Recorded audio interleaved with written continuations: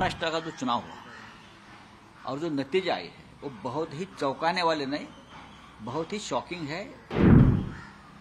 ये जो नतीजे आए हैं उसके लिए जिम्मेदार अगर कोई होगा, महाराष्ट्र का जो नुकसान हुआ है वो जस्टिस चंद्रचूड़ है, जिसने समय पर अपना निर्णय नहीं दिया, अपनी जजमेंट नहीं दी। डिस्क्वालिफिकेशन के बारे में आपकी जिम्मेदारी है संविधान की रक्षा। आपने अगर निर्णय दिया होता तो ये हिम्मत आगे कोई नहीं करता। इतिहास चंद्रचूड़ साहब को कभी माफ नहीं करेगा और उनका नाम काले शाही में लिखा जाएगा एकदम। ये जो हुआ है महाराष्ट्र में, ये महाराष्ट्र याद रखेगा। ये चंद्रचूड़ जी है, उनके होते हुए ये सब हुआ है और हम याद रखेंगे। देखिए, महाराष्ट्र का जो चुनाव हुआ और जो नतीजे आए हैं वो बहुत ही चौंकाने वाले नहीं, बहुत ही शॉकिंग है। ऐसे नतीजे आने की उम्मीद किसी को नहीं थी, कोई लहर नहीं थी किसी की। नरेंद्र मोदी और अमित शाह को महाराष्ट्र क्यों वोट देगा?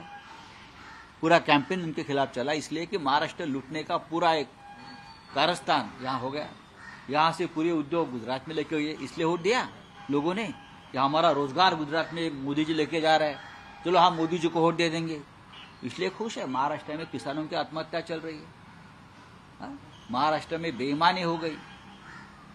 ये जो नतीजे आए हैं उसके लिए जिम्मेदार अगर कोई होगा, महाराष्ट्र का जो नुकसान हुआ है वो जस्टिस चंद्रचूड़ है,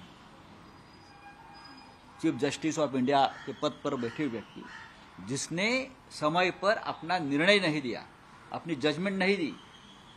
डिस्क्वालिफिकेशन के बारे में 40 लोगों ने बेईमानी की। जिस पार्टी से चुनकर आए थे वो पार्टी को छोड़कर दूसरे पार्टी में जाकर सत्ता में बैठते हैं। आपकी जिम्मेदारी है संविधान की रक्षा। आपने अगर निर्णय दिया होता तो ये हिम्मत आगे कोई नहीं करता। आपने वो आज भी वो खिड़की दरवाजे खुले रखकर आप वहां से रिटायर हो गए।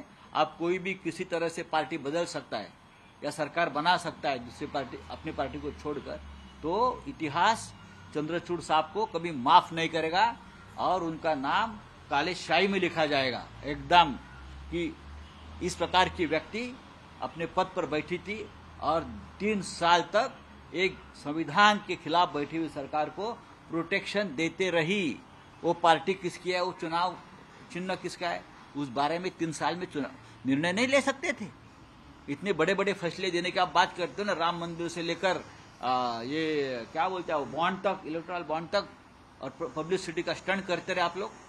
लेकिन एक संविधान के खिलाफ एक निर्णय एक बड़े राज्य में हुआ है, उसके बारे में आपने मुंह पर ताला रखा और तारीख पर तारीख का खेल में सबको उलझा कर रखकर आप रिटायर हो गए।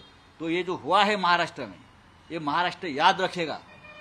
ये चंद्रचूड़ जी है, उनके होते हुए ये सब हुआ है और हम याद रखेंगे।